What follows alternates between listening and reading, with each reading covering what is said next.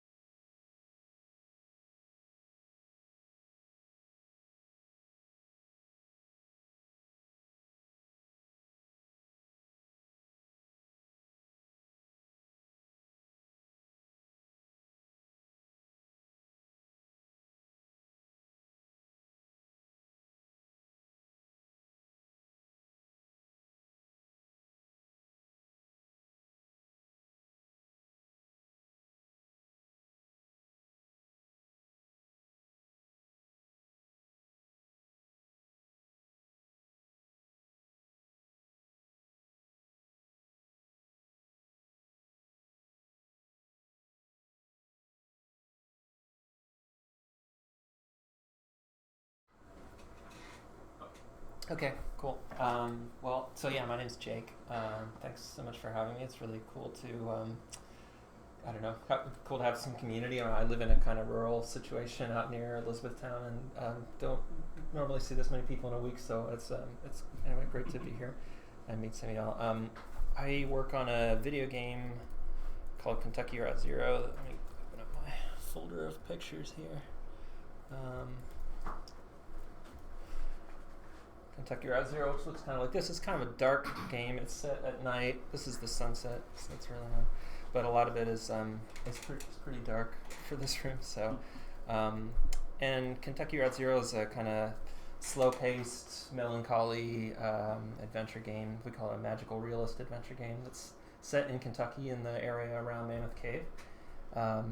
But is closely follows the terrain, the real world terrain of the area around Mammoth Cave, but also kind of weaves in a lot of sort of fantastical or magical stuff in the pursuit of telling a story that's a story about what it's like to be really alive right now in this moment in America. So, because parts of that are realistic and parts of that are magical. Screenshot. So Kentucky Route Zero is an episodic game. There are 5 total episodes in the game. We've released 4 of them. But in between each episode, because they take a year or two to develop each of them, in between each episode we also release these things we call interludes, which are kind of spin-off games that you can play them independently. We release them for free, and they don't require familiarity with the rest of the game to play them. They can kind of function as their own objects, but they also offer a lot of insight into the story, and usually they kind of set up the next chapter in an interesting way. So far we've released 3 of those interludes. The first one was this piece called Limits and Demonstrations, which it's another really dark scene, but Limits and Demonstrations was set in an art gallery, and you could just walk around this art gallery and look at some installation art by a fictional artist named Lula Chamberlain. The second one was called The Entertainment, and this was, you can't see that at all. Anyway, this was the only first-person piece of this project, in which you played an actor who's on stage during a play, and you're an actor who doesn't have any lines, fortunately, so all you can kind of do is watch the other actors as they perform the play, or you can turn around and look at the audience. The Entertainment was also something that we published in a script form, like as a book, and gave it a fake ISBN number and all this stuff as a sort of art prank. And then the third interlude, which we released a few years ago, but haven't really had the chance to do like a kind of deep postpartum on it, is this one called Here and There Along the Echo. So that's what I wanted to talk to you about tonight. There's some design and technology that we used in making this game that I think is really accessible right now, and for some reasons I'm going to get into in a little bit. It's a really exciting moment to kind of work with some of this technology and work with some of these design ideas. So this is a sort of, this talk is sort of part dissection of this specific project and part evangelism about working in this mode. I'd like to recommend you investigate some more. I'm going to kind of very lightly skim over the technical details of it, but give you kind of some pointers to learn more about how to build something like this. So Here and There Along the Echo, as I said, was an interlude between the 3rd and 4th act of the game. The 4th act of Kentucky Route Zero is all set along this river, the Echo River, which you might know as a real river that runs through Mammoth Cave, where you used to be able to take boat tours on this river, but they shut it down because of the ecological impact of tourists traveling by boat on this river. You can still access part of the above ground portion of the river, but you can't go into the cave. So Act 4 is all set along this river, and where you meet all the people who are living down there.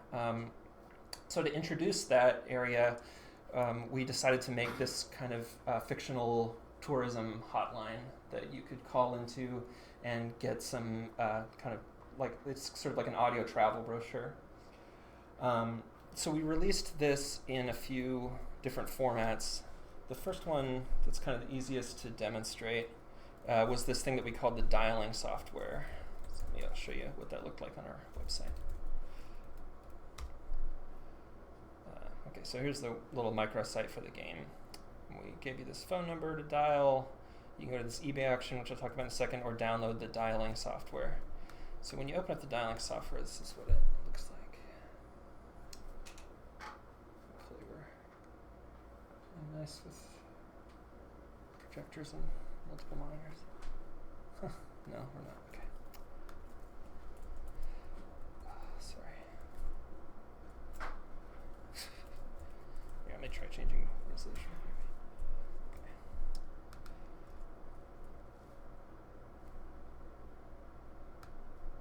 So can we do this? There we go. That worked? Okay, great. So this is the dialing software. It just gives you this virtual phone. There's actually, based on if you've played the game before and some decisions that you've made in earlier parts of the game, there's actually 4 different telephones that it'll present you with. I like this one. Let's see if we can hear this. Is the sound on? There we go, yeah. So if you saw on that postcard, there's a number that you might know to dial, which is 301.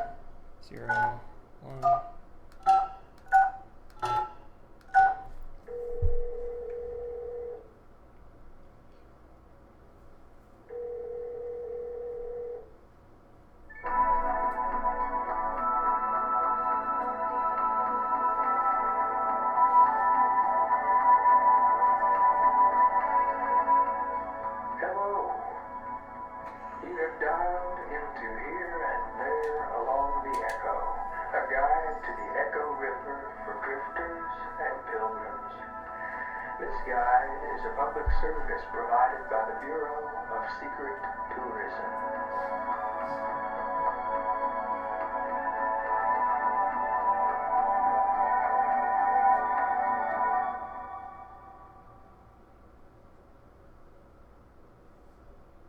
For a menu of our resources, press 1. If you have an extension to dial, press 9. For more information about our organization, press 3. If you don't remember dialing this number at all, press 5. To hear these options again, press 0. Any interest in any particular direction through that? I don't know dialing. For a menu. So, you don't remember dialing this number. You just sort of woke up with the phone pressed to your ear, ringing on the other end. Or maybe you thought you'd dialed a different number, but your digits betrayed you. Or there's a faulty connection somewhere out there in that spider web lattice of phone cords that covers all of creation. It must be kind of a nice feeling, really. It's like you and I just bumped into each other in the street or a little cafe. Say, next time you meet a stranger, call us back at extension 7864 and hand them the phone. We'd love to get to know them. Welcome home. For historical sites along the Echo River, press 1. For a guide to the river's flora and fauna, press 2. For help identifying an unfamiliar sound, press 3. If you're holding a snake right now, press 4. To hear these options again, press 0. Yeah, maybe we can go into one more. 4. So, you're probably not in any danger, but why are you holding that snake? If you're involved in an exchange of some kind, press 1. If holding the snake is part of your spiritual practice, press 2. If you don't remember why you're holding the snake, press 3. To return to the main menu, press 0. 2. 3. 2. Let's do 2. Listen, I'm not here to kid glove your relationship with the Eternal. But how do you think that snake feels right now? I mean, is that snake in church or just you? All right. Let's roll up our sleeves and get to work on this here snake situation. What you're going for is a kind of gestural conversation. Don't worry. I'll lead you two through it. Give that snake a name and look her right in the eyes and say her name. I'm going to go with Delia for the purpose of demonstration, but you pick a suitable name. Try to follow along with me here to the best of your ability. Delia, take it easy now. If all of this is just a reflection of a reflection. Now hold the silence while she processes that metaphysical curveball. Okay, what's Delia up to now? If she's staring right back at you, press 1. If she's wriggling around, press 2. And if she's just kind of limp, press 3. Just kind of limp. Okay. Well, your snake may be asleep. It happens. You gotta wake her up gently now. Whisper her something pleasant. Tell her why she wants to wake up. I mean, really convince her. I'll wait. Alright, where are we at? If the snake is breathing heavily, press 1. If she's curled around your forearm, press 2. If her tongue is extended, press 3. 1. Okay? Gently raise your arm above your head. Delia should just slide on down and come to rest on your shoulder. There you go. Delia should be in a kind of a calm, thoughtful state now, so you can move on. So, put that snake in some grass or something. Let Delia be free, like a snake should. And go ahead and wash your hands if you care to. I would. All right. Welcome home. So, got some next gen phone physics in this one too. So, yeah, there's about, I think, 30. Oh, sorry, yeah. I want to show you another piece of this too. There's probably about 30 minutes or so of audio recorded, maybe a little bit more. There's a few like weird corners where you can listen to longer pieces of music or field recordings and stuff. But a lot of it is that sort of branching database of kind of weird information. And a lot of it, like I said, is about places along the Echo River, places that show up in the game later. We recorded that with Will Oldham, the musician who lives here in Louisville, records under the name Bonnie Prince Billy a lot. He also has done a fair amount of acting and voice acting. Actually, when we worked with him on this, he had kind of recently recorded like a book on tape, like an audiobook. So he had a lot of technique for like reading, just like reading a huge amount of text when we were recording. He was like super good. We mostly did everything in one take.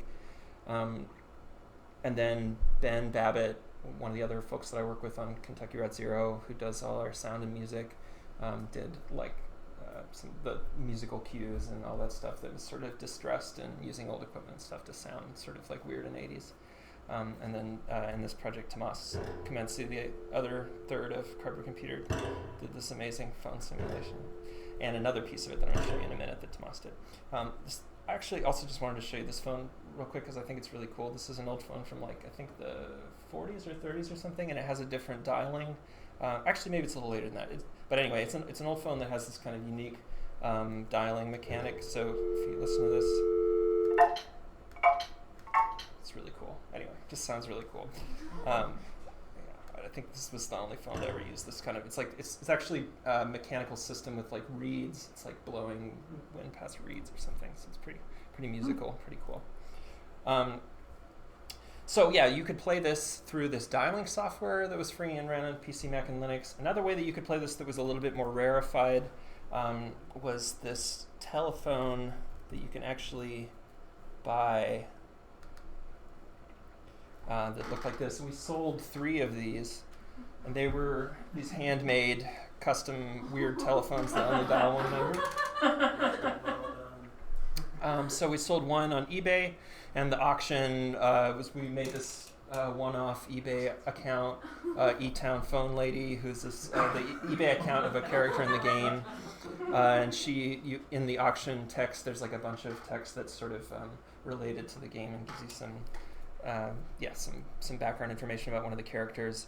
So we sold it through that eBay auction, and then the other spot we sold it through was this.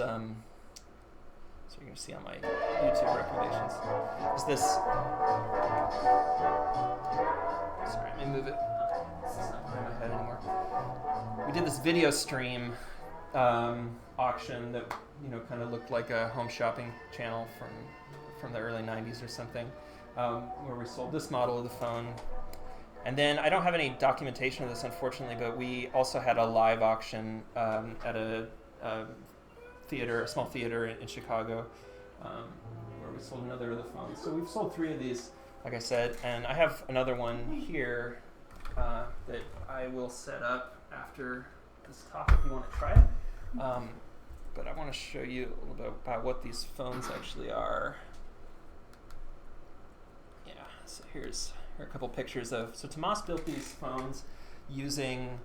He would buy old telephones that have a lot of space inside the plastic chassis, and then open them up and put a microcontroller inside of them, and basically get in between the inner electronics of the phone that connected to the phone line and the keypad to dial and the handset and stuff. So using as much of the original electronics as possible to embed a small computer inside the phone that contains the whole phone system that you could play with the dialing software also. So this was kind of like a fun, weird, rarefied. Like I said, there's only 3 of them that we've sold so far. Kind of another entry point into the project. That's more of like a kind of weird art object. That's the guts of one of the phones. So you can see he kind of fit the Arduino microcontroller into this. He, after doing a lot of research and buying about 30 or 40 telephones, he found a few models that have enough room inside of them to fit this stuff. And then the third way that you can access this piece is by actually dialing the phone number. And that's the one that I kind of want to talk about today, where I have that postcard. Well, anyway. Yeah. So you can actually dial on any telephone this number 270-301-5797 and access the same tree. So this version of it had some interesting design wrinkles, or had some interesting wrinkles in the way that it sort of lived in the world. Mainly the other 2 ways of getting at the phone, like this, the physical phones are really expensive, and you have to really, relatively speaking, they were auctions, but they would go up to around $300 or something, so they're really expensive.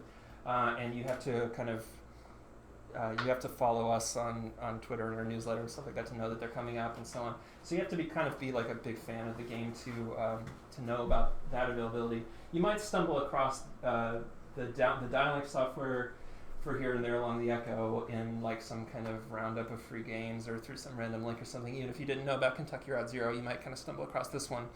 To get to the phone number, though, phone numbers are so tiny, they're 7 digits, or sort of 10 digits, they can move around the internet very quickly without any context attached to them. And in fact, there's a whole culture online of that predates the web even, of interesting phone numbers. Or haunted phone numbers.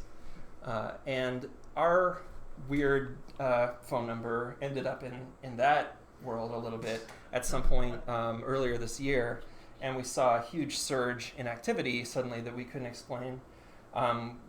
We've gotten about 60,000 calls to this number now, and the total talk time or total listen times like somewhere between 3,000 and 4,000 hours. We had some callers that would call up and be on this line. About 15 or 20 people have called and spent over 3 hours on this phone line. And also, we record messages. Like there's that one moment in what we were listening to where he says, "Call us back at this extension next time you meet a stranger." So there are several of those extensions that you can find within the phone tree. And when you call back and to punch in one of those extensions, you end up somewhere where he asks you a question or asks you to go find something and make a recording of it. So we have tons and tons of hours of the recordings that people have submitted. And some of those, a lot of those, especially from early on, were very much in earnest and were aware of the context of the project. Some people called us and told us kind of weird stories and stuff. So we enjoyed those early ones so much that we ended up putting them in the 4th episode of the game. Let's see if I can find that picture. Yeah, so, this is another kind of dark scene. But there's this moment in the 4th episode of the game where the characters who are traveling by river stop to use a public, like a payphone. And this character, Will, who's designed after Will Oldham, is checking his voicemail. And so we picked out about 25 of our favorite messages from the first year or so of the phone number's life, and they play back there. I could play you a couple of those just because they're kind of fun. This is, the 23 messages. So some of them are really short. Let's see. Make sure I got the right sound card. Yeah. Is the sound... Okay, maybe I can open it in a different program.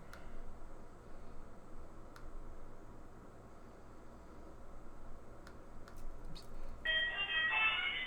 Yeah, it's weird sound somebody recorded. Open one of the larger ones.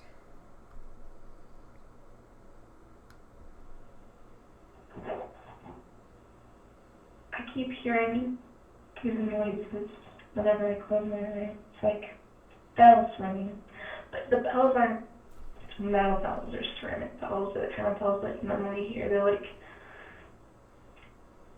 this weird, I can't even describe the material. It's just resonant. This ringing resonant. And as soon as I open my eyes again, there's nothing. So some people who were aware of, the kind of tone of the game, that sort of like half awake, melancholy, kind of mysterious tone of the game, would get it. And then sometimes they'd be really, I saved a couple of the more absurd ones too. I think this is one. Oh no.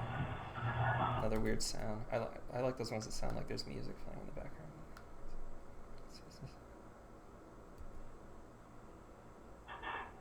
We were sent for. Oh yeah, that's that one we were sent for.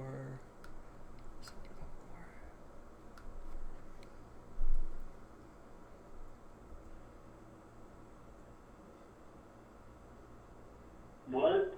Yeah, that's a good one. So, I mean, that's what the majority of the messages are like. The more recent messages, I won't bother playing, but a lot of them are coming from people who have no context for this, other than they recognize the sort of tone of the thing as like some kind of weird, somewhat fictional tourism thing. And there's a lot of like voices recorded that sound like maybe high school kids or maybe younger. You can hear somebody in the background saying you're supposed to record something, or like yelling or swearing or whatever. And then another part of this is that we can receive and send text messages through this same service that we use to host the phone number, which we never really imagined anybody would do. Which I guess, you see a phone number now. It's like probably more common to text a phone number than to call a phone number these days. But we hadn't like anticipated that, so I just put something there, in case if anybody ever texted it, text them back a line from a Whitman poem. But I didn't think anybody would really use it. But nope, it's tens of thousands of text messages coming through. There's a huge volume of text messages coming through this account from people who just found this number with no context on the internet. And they're all getting this one Whitman line back, and they're writing back, what does that mean?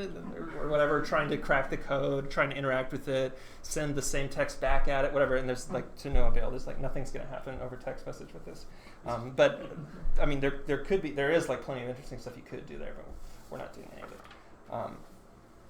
So when we noticed that this was like getting picked up somewhere external to the game, just because of the numbers of it, we went and kind of like poked around the internet. It was kind of hard to find, to figure out like where this stuff was coming from. It was coming from this guy who I had never heard of before, but he's a very popular YouTuber. Let me open up his video so you can see what he and his friends were.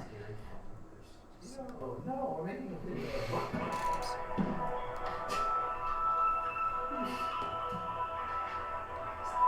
Hello? Oh.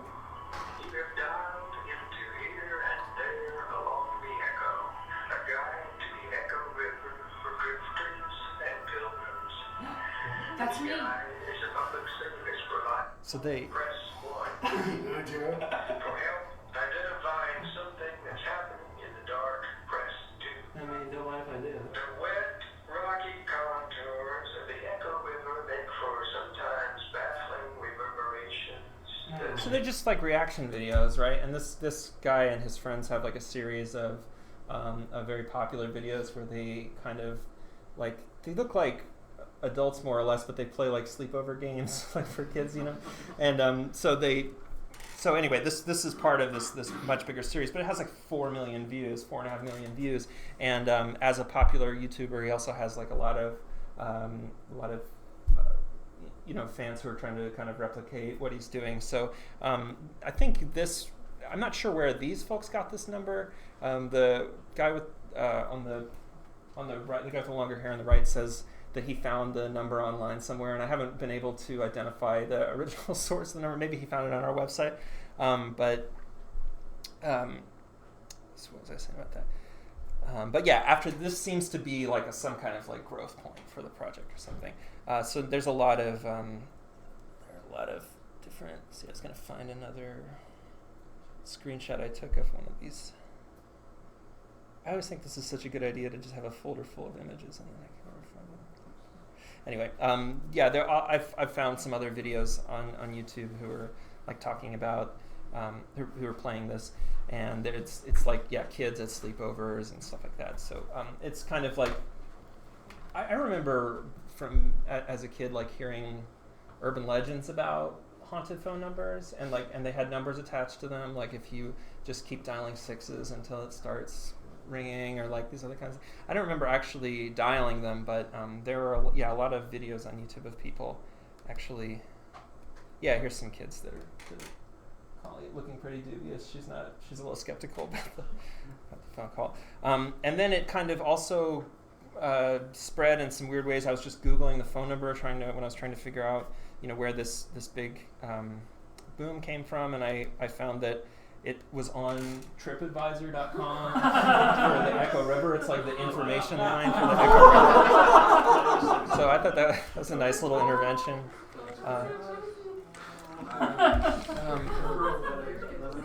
And this person visited.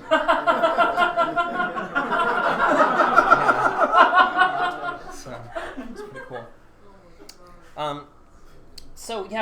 There is this kind of like history and culture that we ended up sort of accidentally engaging with of like haunted phone numbers or weird phone numbers.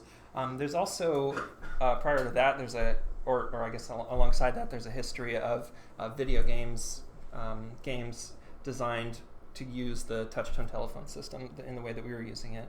I wanted to show you a couple of those just to might give you some ideas. But this is a pretty early one from '88. This is by Steve Jackson. There's two like famous game designers named Steve Jackson. This is from the English Steve Jackson. So this one was a series called, and this name has aged really badly, but this was a series called Fist Adventure.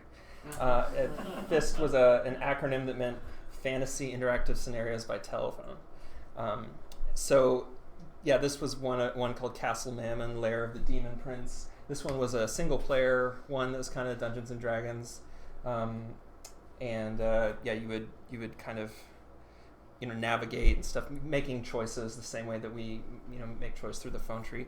But it also had some like dice rolls and stuff like that in it, and it was really, really sophisticated, way more sophisticated than our game. You could save your game and restore it later. There was another game in this series that was like a sort of Roman gladiator game that would actually pair you up with another human player, and you're like playing over the touch-tone phone system with a stranger. and it would track your inventory as you pick things up, and you could save your game and stuff.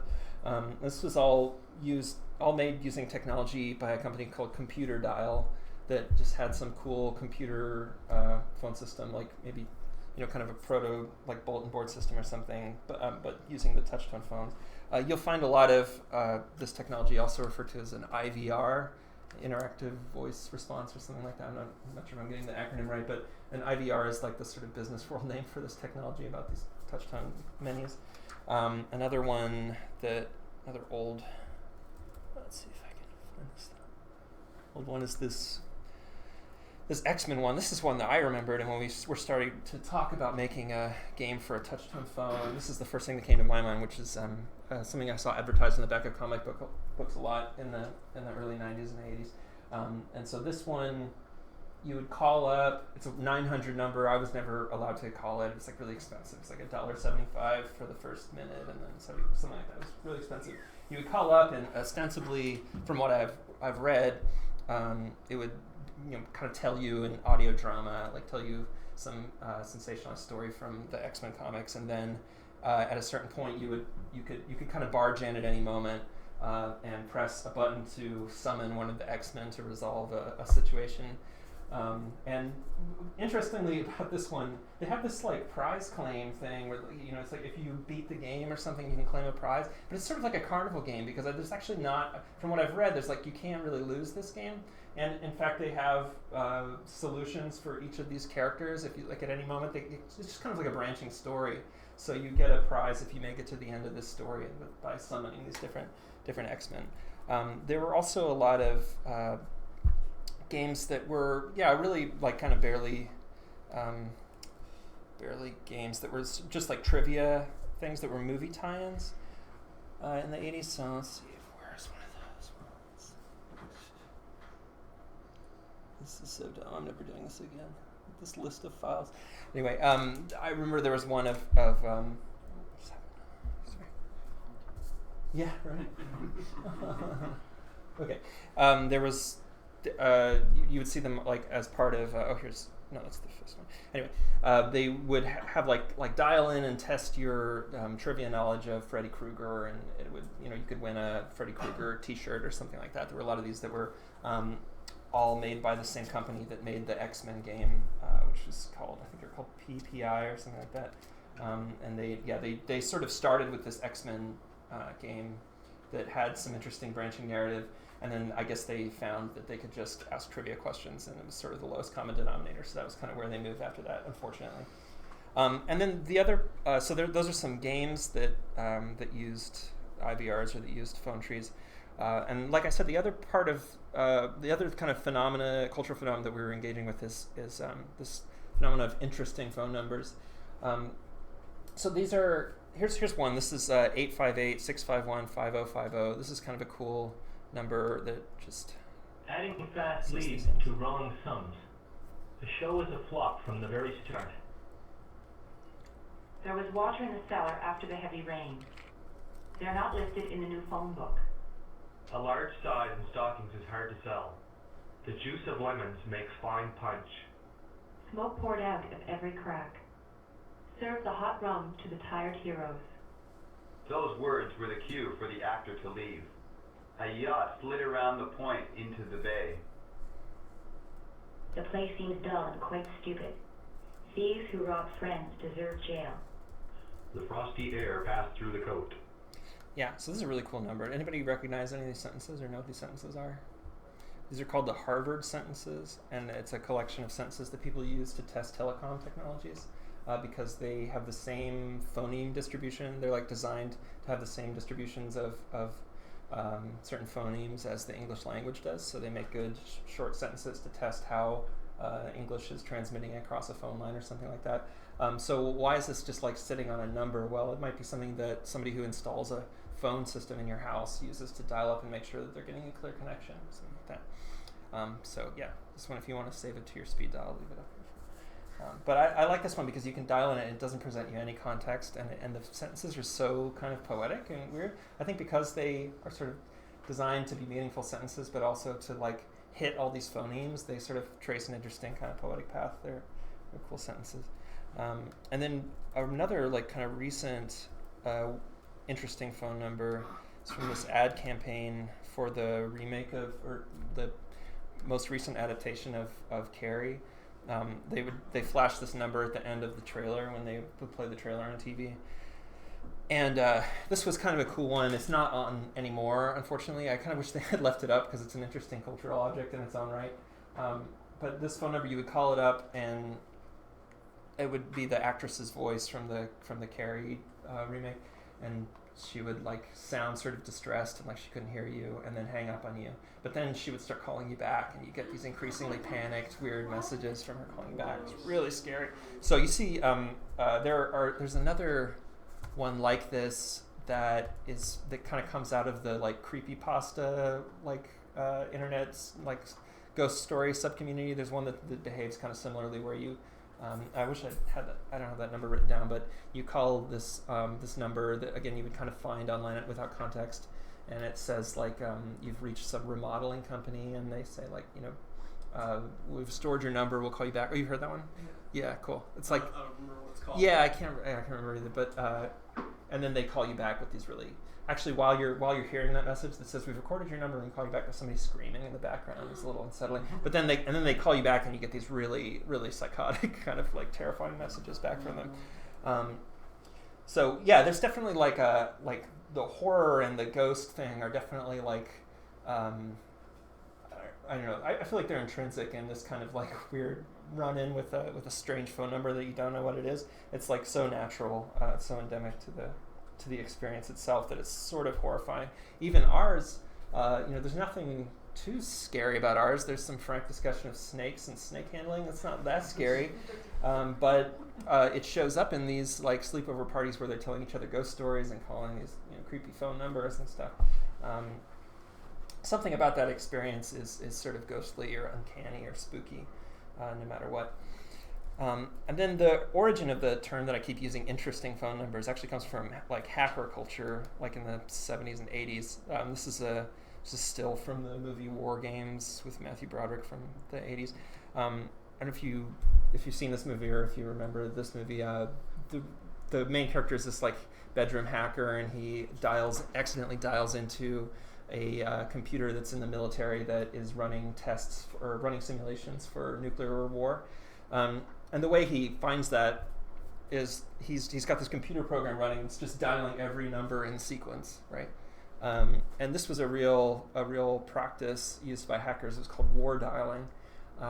They would just run these scripts extremely obnoxious, right? Because most of these are not attached to government defense computers. Most of these are attached to people like us who are getting these crazy calls in the middle of the night. But then they would collect, anything that answered, and then they would keep records of it and kind of like look into it more. It's just out of curiosity or looking for possible avenues of attack. People still do stuff like this with websites, like fuzz hacking or fuzz, just scanning to see what vulnerabilities you might have, port scanning and stuff to see what vulnerabilities you might have.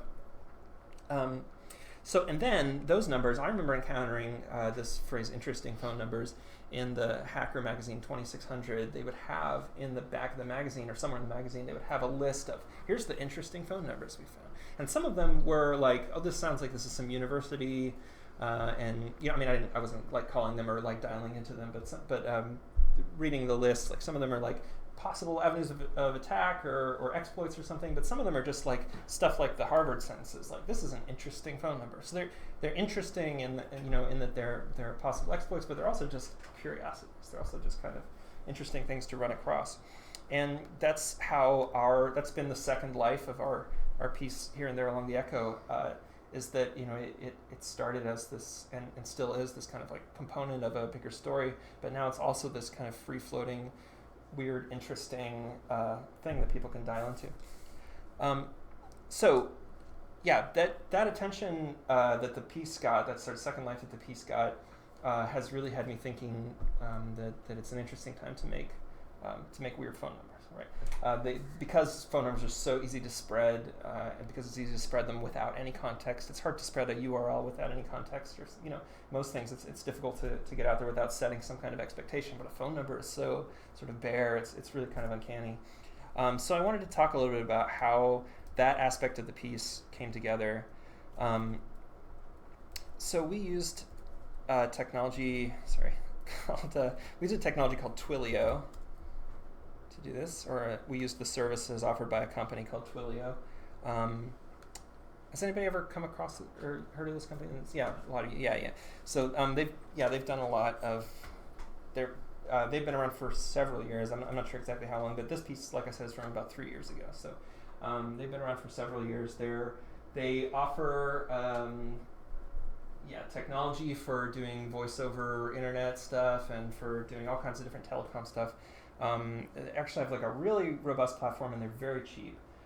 So at the costs themselves or the specific costs are something like I think it's like 1 penny for every 12 minutes or something like that. It's like 12 minutes, I think. It's something very, very cheap, and it kind of adds up. Like when Shane found us and called us, and his 4 million, whatever, his 10 million subscribers saw it, we had a couple of months, like 2 months, where the bill was like over $200. That was like crazy for this. Normally the bill for us is like $20 a month or something. So it's been worth it to us so far to keep the piece online at that rate.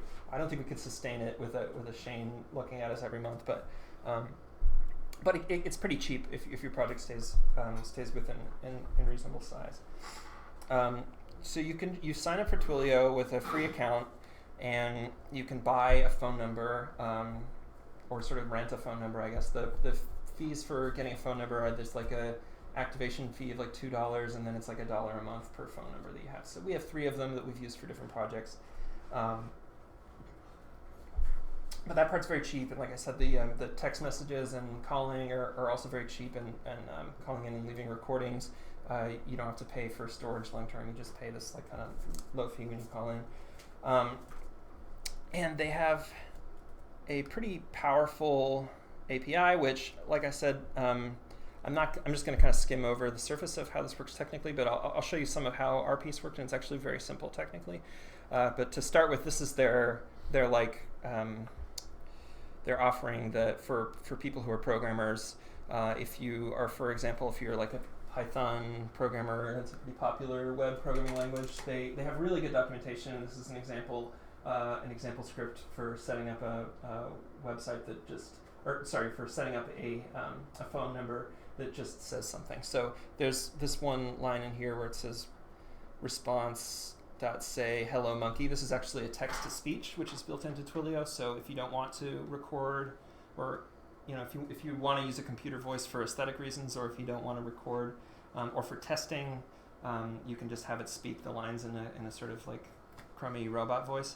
Although I think actually working with a professional actor, with a performer, was a really big part of what made Here and There Along the Echo so successful.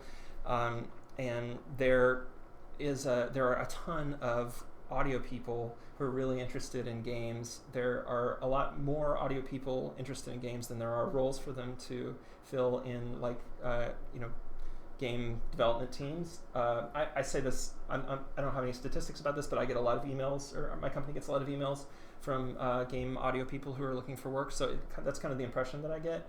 Really talented, tons of really talented people, and then even people like Will Oldham doesn't work in games very much, but he's a talented person who we could get to record this. So there's a lot of amazing talent out there, and this doing something that's an audio only piece over a phone like this is a great way to leverage some of that talent. But for prototyping and stuff, you can have it use text to speech. So this is a really simple example, and they have examples here in a lot of different languages. If you're a web developer, maybe you use like Node.js is like a popular web development technology, and they have a whole framework for doing that here. And then when you actually look at what this library is doing, so like this Python version is making code that looks like Python for web developers, but what it's actually doing is just generating and spitting out this stuff here. Sorry, if you can't read that. So this very simple block of text is in a format it's an XML-based format. That it's their own XML vocabulary that they call TWIML, T-W-I-M-L.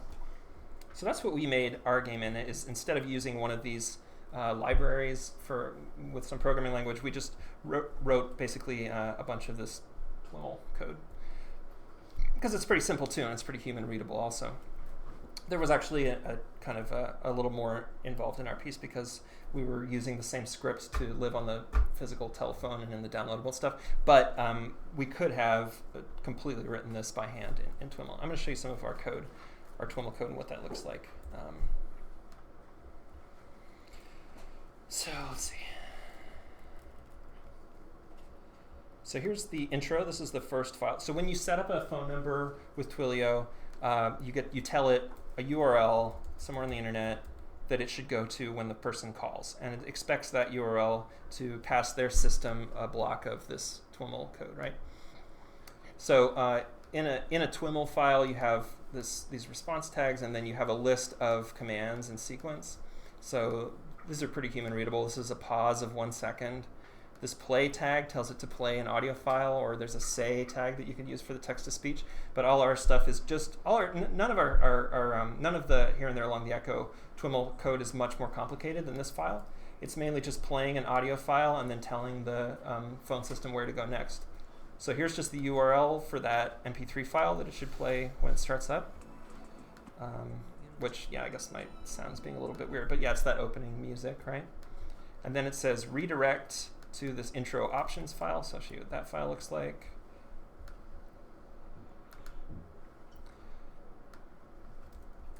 Okay, so the intro options file has this gather tag, and then inside of that it has a play thing. So gather is their term for listen for input from the caller.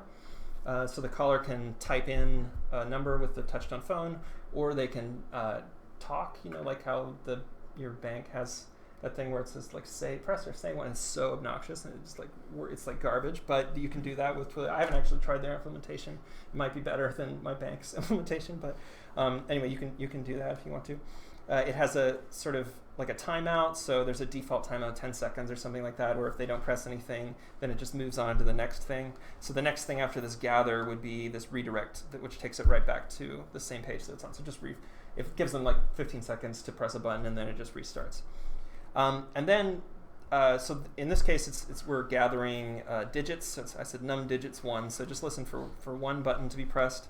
And then where do those digits go? Well, what they do is they take the same file path, so this one's called intro options, and then they add something to it so it looks like this. So it looks like intro options.xml, that's the file I was working with, digits equals like say 2, del 2, right? So your files have to be able to respond to this. So we have a really simple, there's something, if you're making web pages, it's like you can make something called a rewrite rule, which is like a pattern for replacing some text with other text. So we have a rewrite rule, which is, if you're not a web developer and you want to do something with TWIML, just Google rewrite rule. There's like a billion examples for how to do this. This is a very easy thing to do. So we have a rewrite rule that changes this format with the question mark into this format with the -2.xml, so that we can just have files, so that we don't have to have any kind of scripting involved in this at all.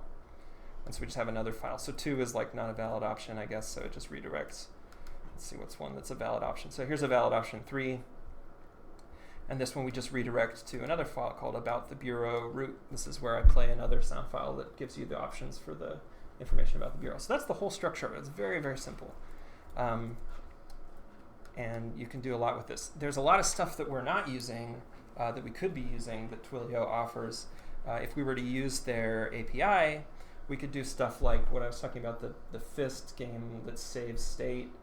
We could remember where the person's calling from and pick up where they left off just based on their phone number even. You can locate them, which is a little bit creepy, but you can locate them physically, in a coarse kind of way. And maybe we could serve them special audio depending on where they're calling from.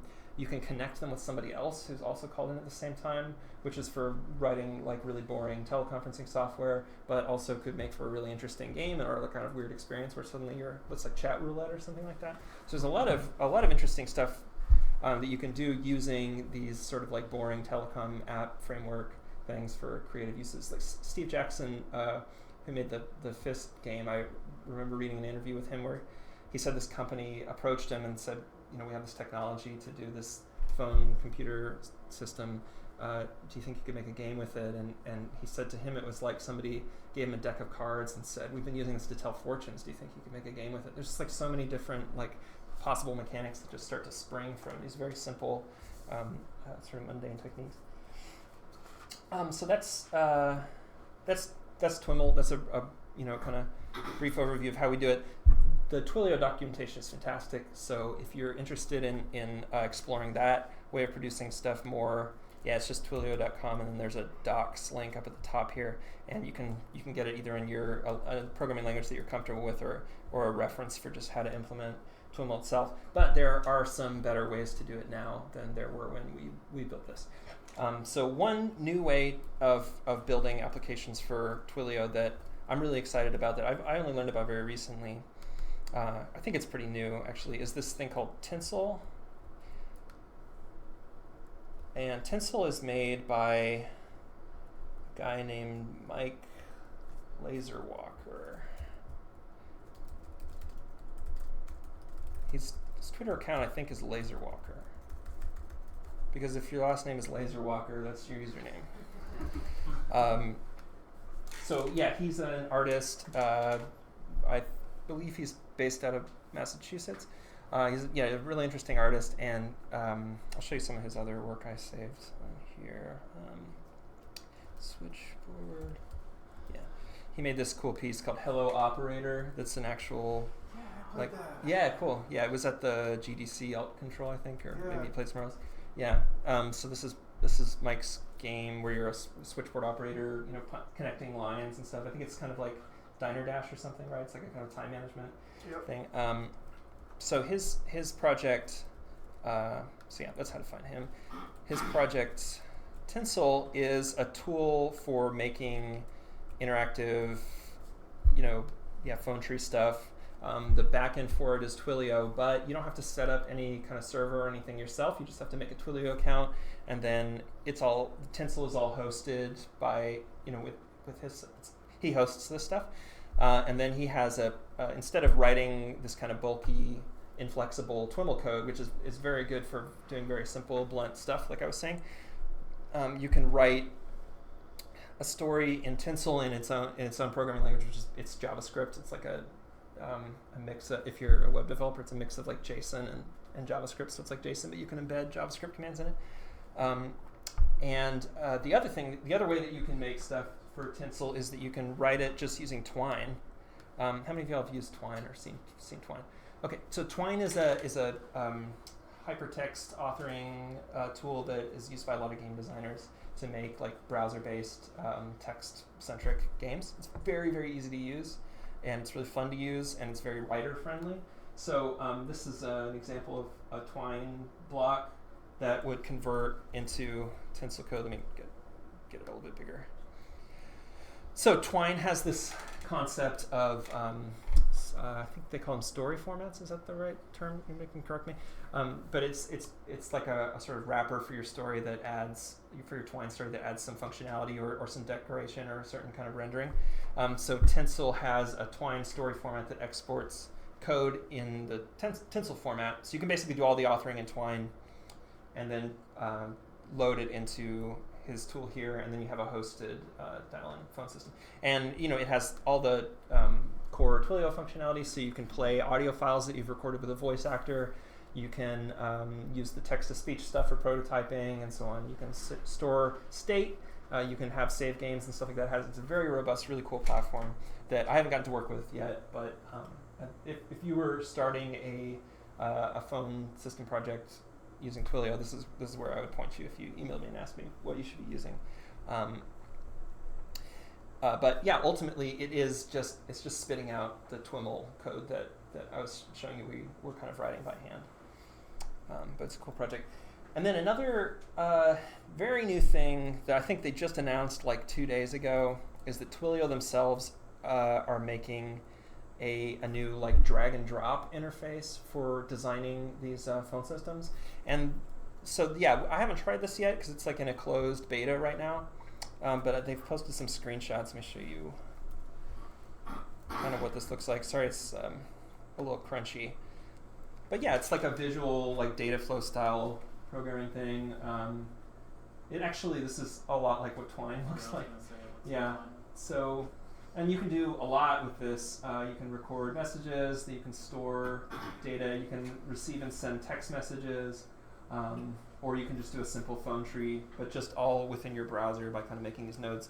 This one, like I said, I haven't tried it yet, so I don't know how good it actually is. It looks pretty cool. I also don't know what the pricing is yet, because I noticed they mentioned something about having like tiered pricing, so I don't know how all that would play out. But Tinsel is free, and it's really easy to dive into right now.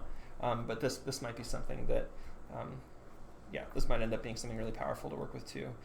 And then there's one other thing that you might look into, which is twimlets.com. This is something also made by Twilio, and it's a kind of really simplified way of making a phone tree system.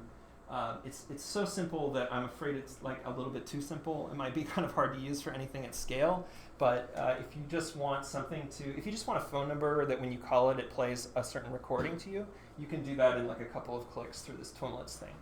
When you start to get into branching and stuff, I haven't tried it, but it kind of looks like it might get a little bit hairy, because the way it works is just by generating these URLs, so you might end up having like all these URLs kind of like pinned to each other in a way that might be a little complicated, but or a little bit hard to read. But for something that's like very simple and has very little user interaction, twimlets.com is this tool made by Twilio that looks pretty easy to use. So that's a kind of really brief overview of the technique or the technology behind it. And I'd be happy to answer any more questions about that or this project or anything else really. If anybody else wants to write down Mike's info or Laserwalker or maketinsel.com? Did I get that right? Yeah, maketinsel.com. It's Tinsel. I'll move it over. Okay. And the other thing I mentioned was Twimlets. Or just go to twilio.com. Okay. And then my name and email and stuff is Jake. And let's say this. Okay. And that's me on Twitter. But yeah, I would be happy to answer any questions now or through any of those channels if you. Yeah. Do you know how you maintain state? Does it just record? Does it keep note of the number who called in, and so when you call back, it knows where you were? Yeah, it has a Twilio has like a session ID for each call, like a call ID. So if you were to call back, if you wanted them to be able to hang up and call back, you would. You'd have to tie that to the number. That somebody doesn't need to like save a number and then reference it if they were calling back. Well, I guess it would depend on what you're building. Okay. Like if you could implement it that way, or. Well, how do you think they did it in the old system? Yeah, in the old system, you had a number. Yeah. Okay. Yeah, you save your game you press 9 at any time to save your game, and then it gave you a number. And you don't lose that number. Yeah, and you don't lose that number, which is kind of like how a lot of old games were, video games too, right? Yeah.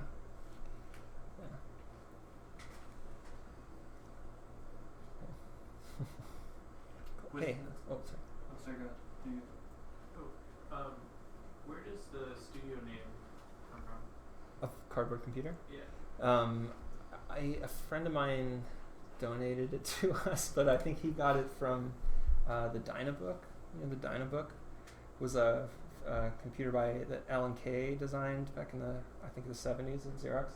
So it kind of looked like an iPad. It was a speculative computer, and the original Dynabook wasn't real. It was like something that he would talk about, and he would have a physical version of it that was built out of cardboard. So. Oh yeah. Can you talk about how you made the same game work on all 3 platforms, because they all seem really different? Yeah, you mean the phone and the call-in one? And the Unity one or whatever. Yeah. So let me open up the main file here. So I do the writing for the game, and I share programming duties with Tomas, and so I'm like a writer and also a programmer. So a lot of the work that I'm doing is coming up with these, like data formats and stuff to kind of write into, and like adding interesting features to the dialogue system. So I'm going to show you what the dialogue for this scene looks like. Okay, so this is the kind of master dialogue file. So we have it, like, here's a line. This is the main menu line, for example. And it's dialogue's grouped into these line objects, and then it's grouped into these scene objects. It's all in XML. And then this file is also loaded on the, so it's split up into lines like this for the closed captions on the screen. Since this one, most of our game is in text, like plain text without any voice acting, but this scene we had this great voice acting from Will, so we added closed captions to the scene. So anyway, I have all this dialogue grouped into lines and scenes and so on. This file is also loaded on the Arduino inside of this telephone. And there are some extra things here. On the Arduino, there's some code that parses this file and uses, this file gets parsed by a local script and turned into something like some binary file for the Arduino because the storage space is so limited, and we have a lot of sound files on there. But anyway, Tomas built these opcodes in here that are going to turn into, like del water and put water. This is Tomas setting and unsetting right here a flag because we can store some of this state within the Unity project really easily. We can store state, and on the Arduino he had to kind of write his own system for storing state about flags getting turned on and off. In the phone, the one that you actually dial up into on Twilio, we just sort of ignore those parameters. We didn't, because we wanted it to be basically we didn't want to have to maintain a web application. So we just wanted it to be flat files that we could serve off of Amazon or something. So we avoided all of this, anything dynamic like that. There's one part in the phone system, in the Twilio system, that is dynamic, which is there's a list of islands at some point. Will says, if you want to hear a list of underwater islands, press 1. And this list of islands changes every day. So there's all these islands, the blue island, island 8192, the green island, and so on. And so we have a list of, 60 or 70 islands or something that we had. We'll read out all of them. And then there's a script on our server that just changes the file that contains the list of islands to reference different audio files every day. And it's then we since we wanted it to be random every day, but we wanted it to be the same whether you're using Unity or dialing in or using this phone. This is something that nobody has ever recognized, I don't think. But anyway, we made our own random generator that was a deterministic random generator, sort of like a chaotic generator or something, so that we would always know that the random numbers were going to be the same every day. The island of ringing. So that was one cross-platform hurdle, was like making sure random numbers are the same on different platforms. We've run into that with consoles too. We're like, do I trust the console implementation of random numbers to be the same? No. So we just wrote our own. Which, if you don't really care that much about random distribution, random number generators are really easy to write if they're allowed to be kind of crappy. What else did we run into? On the dialing software version of the game, like I showed you, there are 4 different telephones there. And it would have been a little bit jarring, I think, if they all sounded exactly the same. So we had Ben, the audio person, process all of the voice files differently for each phone to kind of emulate what each phone sounded like. And on the one that you actually call into, we didn't have to do any processing because just going through the phone lines like screws it up so much. It sounds like a telephone call no matter what you do. There's really no way to send high def audio through the telephone. It gets really, really gross. What else was different in the different versions?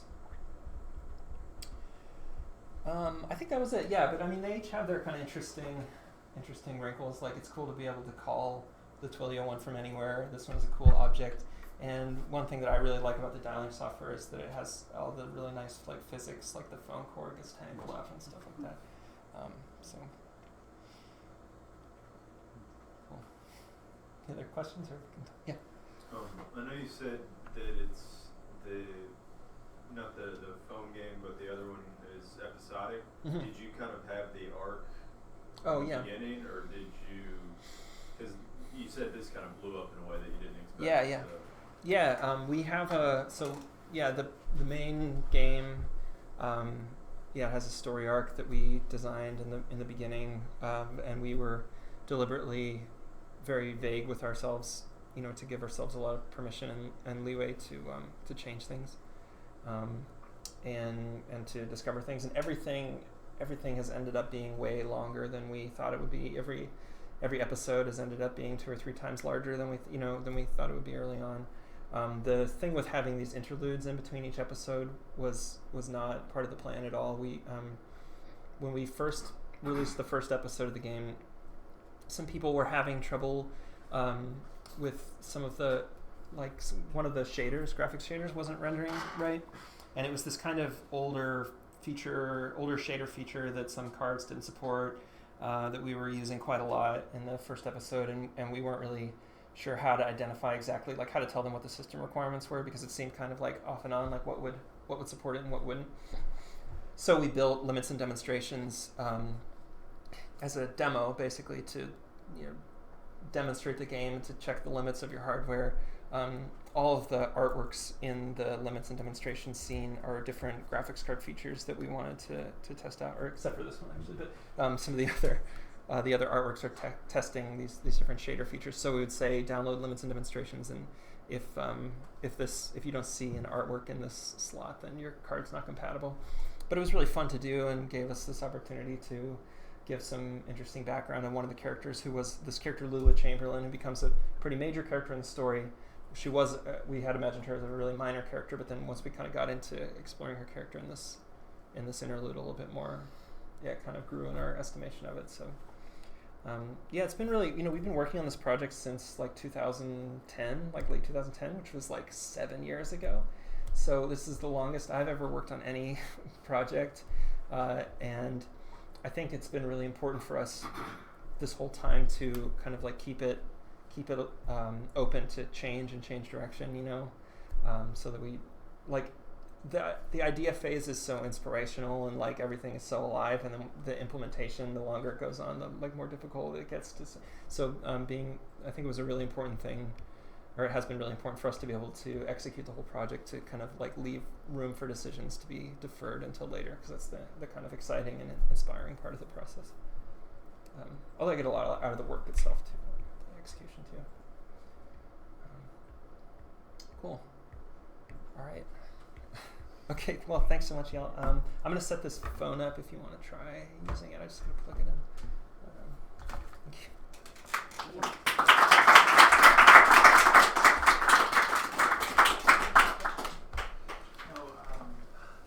Sorry. Did it crash here? I got one question from someone on YouTube. Cool. It says, what was it like to work with Will Oldham for Yeah, hate 8. That's the acronym. Here and there along the echo. Oh. Yeah. Sorry. Yeah. For Hatada. It was really cool. I love his work and have for a really long time as acting, especially as he has some interesting roles in some of my favorite films. So it was really cool. It just happened to be that Ben is who our sound and music guy, is a touring musician and had traveled with a band that sometimes works with him, and got to know him a bit from that. So we were able to kind of use that connection to work with him. He was really, really skilled. Like I said, he'd just come off of he had somewhat recently done this audiobook, and it was really it was really cool to see some of that technique, because I had never worked with a performer. I'd never written for a performer before. It's something I'd like to do more of now, but that was the first time I'd done it. And just to hear how he decided to read stuff was really eye-opening for me. Especially I had, before that point, I had a really undisciplined use of punctuation I learned there. So the way I learned that is because he would always I used the M dash way too much, and he would always read the M dash. He would always perform the M dash exactly the same way, was like it was like a score for him or something. So the M dash for him always meant like whatever comes after the M dash is sort of interrupting what's just before the M dash. I noticed that listening to him record it, and I thought, oh, why, sometimes that's supposed to be like a semicolon, sometimes it should be like an ellipsis, whatever. Like I had in my head, I had all these different meanings for it, but that was really instructive. So now I'm a lot more disciplined about the way I use punctuation. I always try to be consistent with it. I'm not consistent with like the with like a style guide or something. I'm just internally consistent with it. But yeah, that was really instructive, and I think his performance is a lot of what makes the piece. Cool. All right. I'll set this up. Should I set it up there, or where do people hang out? Do people I think out there. Yeah, cool. I'll do that. Then you can read it. So, just a reminder to everybody, if anybody's interested in making games, learning how to make games, or if you're already making games, we've got a meetup Sunday from 2 to 6 here. Come and hang out, work on stuff. You can see what other people are working on. We do a little show and tell period in the beginning. So every other Sunday. Also, we have a spooky jam coming up, which I forgot to mention. The 6-hour spooky jam. Until I started hearing about how all this stuff worked, and it made me really excited to maybe try it for the spooky jam. Yeah.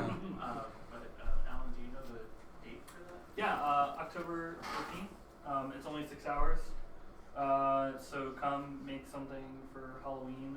We do the 6-hour jam once a year. So it's a small commitment. You're not really making anything like fleshed out. Like come just like, learn how to make a character move on the screen, or, incorporate your art into something, and, add some feature to try out or something in the game or something like that. So, yeah.